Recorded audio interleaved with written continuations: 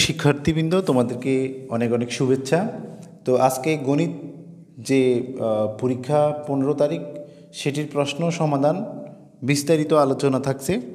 তো তোমরা স্ক্রিনে দেখতে পাচ্ছ, এখানে একটা প্রশ্ন আছে, সেটা হচ্ছে তোমাদের নিশ্চয়ই কোভিড-19 মহামারীর কথা মনে আছে। মারাত্মক ছোঁয়াচে এই মহামারীর কারণে পুরো পৃথিবীর একটা বড় সময় স্থবির হয়ে গিয়েছিল। আমরা সেই মহামারী নিয়ে একটি গণনা করার চেষ্টা করব। ধরো একটি বাড়িতে 3জন লোক রয়েছে, তারা প্রত্যেকে কোভিডে আক্রান্ত। এখন হিসাব করে দেখা গেল তারা 3জন প্রত্যেকে একদিনে আলাদাভাবে ন্যূনতম 3জনকে আক্রান্ত করতে সক্ষম।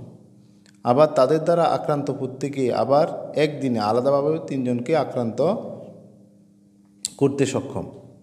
সূচকের ধারণার সাপেক্ষে বলো কোন রকম স্বাস্থ্যবিধি মানা না হলে পরবর্তী 5 দিনে নিম্ন কতজন কোভিড-19 আক্রান্ত থাকতে পারে? ছক অনুযায়ী পূরণ করো। এখানে একটা চক দেওয়া আছে বইতে, তো আমরা চকটি দেখাবো। তার আগে একটু তোমাদের সাথে শেয়ার করে নিচ্ছি। তোমরা অলরেডি 3টা পরীক্ষা দিয়ে দিয়েছো, তোমাদের একটি সম্যক ধারণা চলে এসছে যে প্রশ্ন কোন স্টাইলে হয়। কারিকুলামের টার্গেট হচ্ছে জিস্ট, মানে মূল বিষয়বস্তুটা যাতে শিক্ষার্থী নিতে পারে সে অনুসারে। তো এই প্রশ্নটা হচ্ছে সূচকের গল্প থেকে। তোমরা সূচকের গল্প অনুসারে এই চকটি পূরণ করবে। তো দেখো, প্রথম দিন হচ্ছে আক্রান্ত সংখ্যা হচ্ছে 3। তোমরা এটা জানো যে সূচকের নিয়ম অনুসারে এটা হচ্ছে বৃত্তি, উপরটা হচ্ছে সূচক। তো প্রথমটা সূচক হচ্ছে 1, তাহলে তারপরটা সূচক কত হবে? তোমরা অবশ্যই করেছ। তারপরটা সূচক হবে 2, তারপরটা হবে 3, তারপরটা হবে 4, তারপরটা হবে 5। তার মানে 3-এর উপর 1 মানে হচ্ছে 3, আর 3-এর উপর 2 মানে হচ্ছে 3-এর 2 বার গুণ। এই যে এখানে স্পষ্ট করা আছে 3 মানে 2 বার গুণ। তারপর 3-এর উপর 3 মানে হচ্ছে 3-এর 3 বার গুণ। 3-এর উপর 4 মানে 3-এর 4 বার গুণ। 3-এর উপর 5 মানে 3-এর 5 বার গুণ। এটা হচ্ছে মানে, তার মানে প্রথম দিন যদি 3জন আক্রান্ত হয়, দ্বিতীয় দিন আক্রান্ত হবে 9 জন, তৃতীয় দিন হবে 27। এভাবে মানে ওই যে সূচক আকৃতি বাড়তে থাকবে। তো আশা করছি তোমরা এই প্রশ্নটা সংক্ষেপেই বুঝতে পারছো। আমি অত বিস্তারিত আর ব্যাখ্যায় যাব না, যেহেতু প্রশ্ন সমাধান নিয়ে কথা। আমি একদম অঙ্ক করাচ্ছি না। তবে আমার অনেকগুলো ভিডিও এই আমার ইউটিউব চ্যানেলে দেওয়া আছে। তোমরা যদি মনে করো যে এই অধ্যায়ের অঙ্কগুলো দেখার দরকার আছে, সেগুলো তোমরা দেখে আসতে পারো। আরেকটি প্রশ্ন আসো, সেটা হচ্ছে তোমরা একটি কাগজ কেটে একটি বৃত্ত তৈরি করো। বর্তমান কারিকুলামের ম্যাক্সিমাম প্রশ্ন হচ্ছে হাতে কলমে। তো হাতে কলম সম্পর্কিত প্রশ্নগুলো পরীক্ষায় আসে। তোমরা একটি কাগজ কেটে একটি বৃত্ত তৈরি করো। এবার সেই বৃত্তটিকে সমান 2 খণ্ডে কাটো। এই যে একটা বৃত্ত ছিল, বৃত্তকে সমান 2 খণ্ডে কাটতে বলছে। দেখো এখানে কাটা হলো, ফলে খণ্ড 2টি তৈরি হলো। হ্যাঁ, 2টা খণ্ড তৈরি হলো, একটা খণ্ড একটা খণ্ড।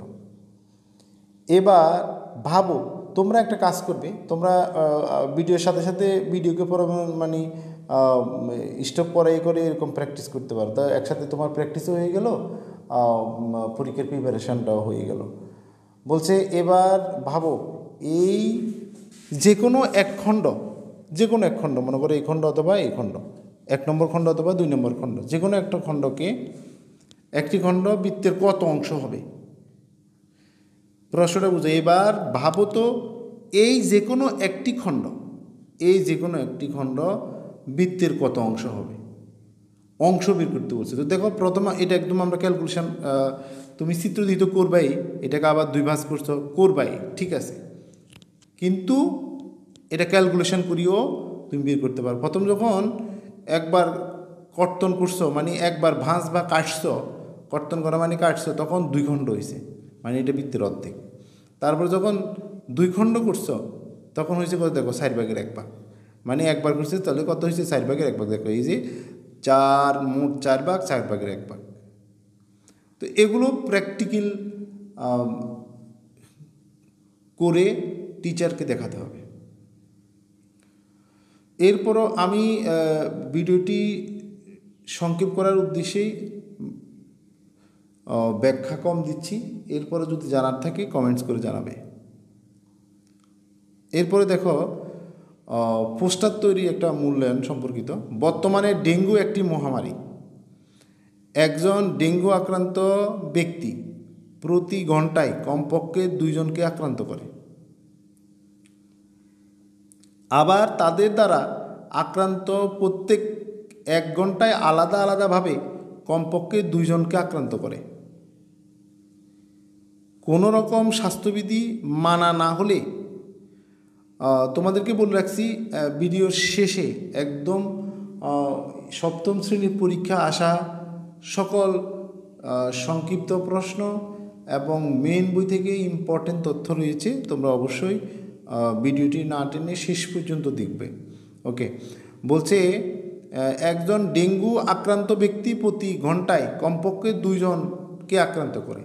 আবার তাদের দ্বারা আক্রান্ত প্রত্যেকেই 1 ঘন্টা আলাদা আলাদাভাবে কমপক্ষে 2 জনকে আক্রান্ত করে। প্রশ্নটা ক্লিয়ার হোক। আমাদের শিক্ষার্থীরা প্রশ্ন না বোঝার কারণেই পরীক্ষায় বলো অর্থাৎ উত্তর দিতেই বলো সমস্যা বেশি হয়। তো এই জন্য প্রশ্নটা ভালো বোঝার চেষ্টা করবা। বর্তমানে ডেঙ্গু, এটা সমস্যা নেই। একজন ডেঙ্গু আক্রান্ত ব্যক্তি প্রতি ঘন্টায় মানে 1 ঘন্টায় কমপক্ষে কয়জনকে আক্রান্ত করে? কমপক্ষে 2 জনকে আক্রান্ত করে। আবার তাদের দ্বারা মানে যারা আক্রান্ত হয়েছে তাদের দ্বারা আক্রান্ত প্রত্যেকে মানে এক একজন 1 ঘন্টায় আলাদাভাবে কমপক্ষে 2 জন করে। মানে একজনে প্রথমে 2 জনে, আবার এই 2 জনের মধ্যে একজন আবার 2 জনকে আলাদাভাবে আক্রান্ত করে। কোনো রকম স্বাস্থ্যবিধি মানা না হলে চতুর্থ ঘন্টায় কতজন লোক আক্রান্ত তা পোস্টারাইজ করতে বলছে। তো এখানে একটা জিনিস খেয়াল রাখবা, পোস্টারাইজ প্রতিবেদন মূল জিনিস কিন্তু এক। তুমি অঙ্ক করবে এটি করবে স্বাভাবিক। যদি এখানে পোস্টার না করতে, পোস্টার করলে এই লেখাগুলো একটু লিখতে হয়, অথবা প্রতিবেদন বললে প্রতিবেদনের উপর দিয়ে কিছু লিখতে হয়, কিন্তু মূল জিনিস ঠিক থাকবে। তো এখানে পোস্টারের কথা বলা হয়েছে, এই জন্য দলের নাম লিখবা, দলগত কাজ, যেহেতু দলের সংখ্যা, তো এটা এই কেন করছো সেটির উদ্দেশ্য, উপকরণ, শিক্ষার্থীদের ক্রমিক নম্বর, তারপরে মানে সবগুলো লিখে নিবে। আচ্ছা, এবার আমরা অঙ্কটি চিত্র এঁকেও করবো, আবার ক্যালকুলেশন করে করব। তো দেখো, প্রথম একজন ব্যক্তি কজনকে আক্রান্ত করলো? 2 জনকে। আবার এ 2 জনকে আক্রান্ত করলো, আবার এ 2 জনকে আক্রান্ত করলো, এ 2 জনকে আক্রান্ত করলো। এভাবে প্রত্যেকে এক একজনে 2 জনকে আক্রান্ত করতে থাকলো। তার মানে দেখো সূচকের মতো করে এই অঙ্কটা কি হচ্ছে দেখো। একজন ডেঙ্গু আক্রান্ত প্রথম ঘন্টা 2 জনকে, তাহলে ওই প্রথম ব্যক্তি আক্রান্ত প্রথম ঘন্টা 2 জনকে করছে, ঠিক আছে। বলছে প্রথম ঘন্টায় আক্রান্ত প্রত্যেকেই 2 ঘন্টা আলাদাভাবে আরও 2 জনকে আক্রান্ত করেছে, তাহলে মোট 4 জনকে আক্রান্ত করছে। প্রথম ব্যক্তিতে আক্রান্ত করছে 2 জনকে, এই 2 জন আবার 2 জন করে 4 জন, তাহলে দ্বিতীয় ঘন্টায় এই প্রথম ব্যক্তি থেকে 7 জন হয়ে গেল। এবার দেখো তৃতীয় ঘন্টা, প্রথম ব্যক্তি প্রথম ঘন্টায়, দ্বিতীয় ঘন্টায়, এবার হবে তৃতীয় ঘন্টায়। এটা তো প্রথম ব্যক্তি আক্রান্ত ব্যক্তি, এটা প্রথম ঘন্টায় 2 জন, দ্বিতীয় ঘন্টায় 2 দুগুণে 4 জন, এবার 4 2 দুগুণে 4 দুগুণে কত? 8 জন। তার মানে এই প্রথম ব্যক্তিটি আক্রান্ত হয়ে এই 1 জন 2 জনকে 1 ঘন্টায় আক্রান্ত করে মোট তৃতীয় ঘন্টার সময় 15 জনকে আক্রান্ত করতে পারে। তৃতীয় ঘন্টায় আক্রান্ত ব্যক্তি, এবার 14 ঘন্টা একইভাবে 2 2 দুগুণে 4 4 দুগুণে 8 8 দুগুণে 16, তাহলে এইটি প্রথম ব্যক্তি প্রথম ঘন্টা, দ্বিতীয় ঘন্টা, তৃতীয় ঘন্টা, চতুর্থ ঘন্টা। এটা ফ্লোচার্ট আকারও দেখাতে হবে এবং অঙ্ক আকারও দেখাতে হবে। তো আশা করছি তোমরা বুঝতে পারছো। অর্থাৎ দেখো একজন ব্যক্তি, এই একজন, এই একজন, 2 জন, আবার এই ব্যক্তি আবার 2 জন, এগুলো 1 ঘন্টায় হচ্ছে। তার মানে এই প্রথম ব্যক্তি তো আক্রান্ত ব্যক্তি, সে প্রথম ঘন্টা 2 জনকে করলো, এই 2 জন আবার 2 জন করে 2 দুগুণে 4 করলো, তার মানে 4 আর 3 7 জন। তার মানে দ্বিতীয় ঘন্টায় এসে 7 জন আক্রান্ত হয়ে গেল। তারপরে তৃতীয় ঘন্টায় আরও ওই যে ডবল, 4 জনে, একজনে 2 জন করে 8 জন, অর্থাৎ 2 দিয়ে গুণ করে 8 জন, তাহলে 8 4 12 13 14 15 জন। এভাবে অঙ্কটি সমাধান করতে হবে। তো দেখো তারপরে এখানে গ্রিডের কিছু অঙ্ক আছে।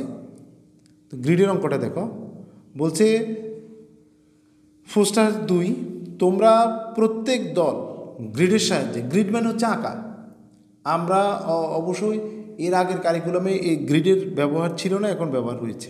বলছে তোমরা প্রত্যেকে দল গ্রিডের সাহায্যে 5/2, 7/3, এখানে একটু কথা বলে নিচ্ছি, ইংলিশ বলার সময় উপরটা আগে বলতে হয়, যাই হোক, 5/2, 7/3 এর মাঝে কোনটি বড় সেটি পোস্টারাইজ করে দেখাবে। অর্থাৎ অঙ্ক দুরকম দেখাতে হবে, একটা হচ্ছে ক্যালকুলেশনটাও দেখাবে, ক্যালকুলেশনটাও পাশাপাশি দেখাবে, গ্রিডটাও দেখাবে। তো গ্রিডের অঙ্ক করার সময় হচ্ছে আঁকতে হয়। তো চলো আমরা এই প্রতিবেদন সিস্টেম বা পোস্টারাইজের সিস্টেম উপরে লেখাগুলো এগুলো লিখতে হয়, এটা তোমরা বুঝছো, এটা নিয়ে আমি আর কথা বলবো না। তো দেখো প্রথম হচ্ছে 5/2 দেখো, ঘর করলাম একটা, এখানে ঘর হচ্ছে 1, 2, 3, 4, 5টা ঘর করলাম, 5টা ঘরের মধ্যে 2টা ঘরকে কালার করলাম, এই 5টা ঘরের মধ্যে 2টা ঘরকে কালার করলাম।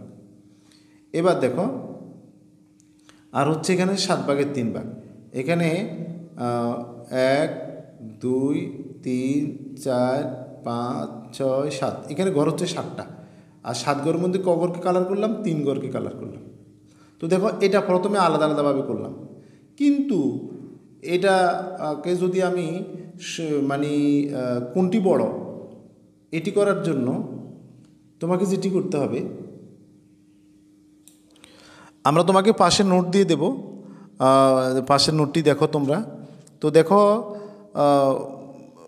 অর্থাৎ হরগুলো, এই দুটি ভগ্নাংশের হরগুলো সমান করতে হয়। নিয়ম হচ্ছে যদি কোনো ভগ্নাংশকে, দেখো আমরা পাশের নোট দেওয়া আছে ছবিতে, তো দুটি ভগ্নাংশের হরগুলো সমান করতে হয়। তাহলে দেখো অর্থাৎ সমান করতে মানে লসাগু বের করে নিতে হয়।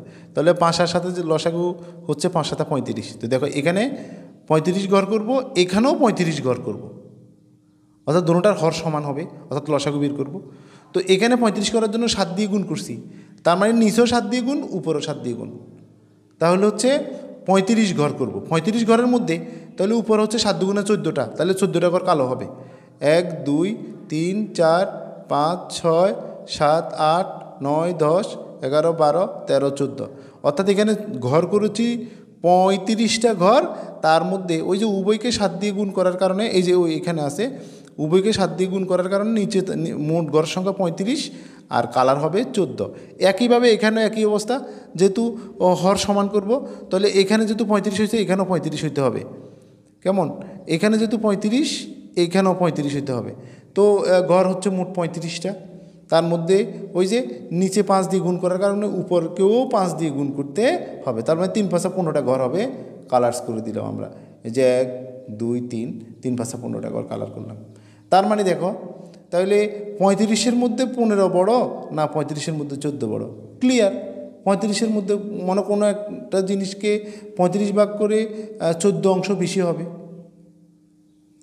এছাড়াও হচ্ছে যে কোনো জিনিসকে, এটা স্বাভাবিক, যে কোনো জিনিসকে তুমি যদি 35 ভাগ করো 15 ভাগটাই বড়, তাহলে আমরা বলতে পারি 7/3 বড়। আচ্ছা, তারপরে আসো আমরা যে গুরুত্বপূর্ণ তথ্য তোমাদেরকে দেওয়ার কথা, গুরুত্বপূর্ণ কিছু তথ্য শিক্ষার্থী তোমরা জেনে রাখা উচিত। সেটা হচ্ছে এই যে সূচকের গল্প আছে, সেখানে বৃত্তি কী, তারপরে ঘাত কী, সূচক কী, পাওয়ার কী, শক্তি কী, এগুলো একটু জেনে নিবে। যেমন সূচকের কিছু শর্ত আছে, যে কোনো বৃত্তির উপরে 0 থাকলে তার মান 1। আবার সূত্র আছে হচ্ছে কোনো বৃত্তির উপরে যে মান থাকবে, যদি দুইটা বৃত্তি সমান থাকে এবং মাঝখানে গুণ থাকে, তাহলে পাওয়ারে যোগ হয়ে যাবে, মানে দুইটা বৃত্তি থেকে একটা বৃত্তি লিখবে আর গুণনের বেলা পাওয়ারে যোগ। একইভাবে যদি মাঝখানে গুণ থাকে তাহলে হবে যোগ, যদি গুণ থাকে তাহলে হবে যোগ। আচ্ছা, তো দেখো বিয়োগ থাকলে, গুণ থাকলে যোগ, বিয়োগ থাকলে ভাগ, গুণ থাকলে যোগ আর ভাগ থাকলে বিয়োগ, এই সূত্রগুলো শিখে নেবে। তারপর হচ্ছে ঘনকের সূত্র আছে, ঘনক হচ্ছে x3, অর্থাৎ ঘনকের এক বাহু প্রত্যেক বাহু সমান হবে তখন x3। আমরা স্কোয়ারকে মূলত বাংলায় বর্গ বলি আর রুটকে বর্গমূল বলি। তো এই বিষয়গুলো সাধারণ জ্ঞান থাকা দরকার।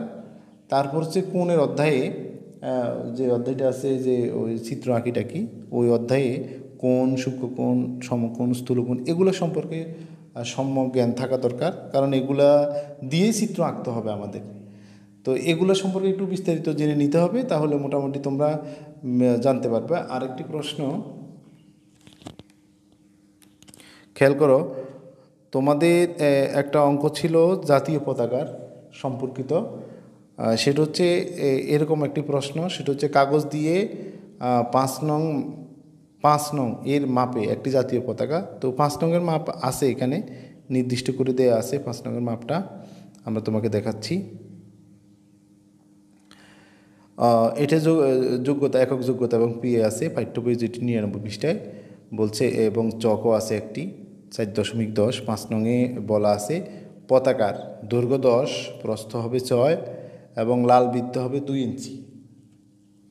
এখন 10 ইঞ্চি দৈর্ঘ্যের 6 ইঞ্চি প্রস্থের একটি আয়তাকার কাগজ নিতে হবে। এটা হচ্ছে প্রশ্নের কথা। বাম দিক থেকে দৈর্ঘ্যের বরাবর 20 ভাগের 9 অংশ এবং 2 ভাগের 1 অংশ হচ্ছে প্রস্থের দিক থেকে দৈর্ঘ্য বরাবর 2 ভাগের 1 অংশ দাগ দিতে হবে।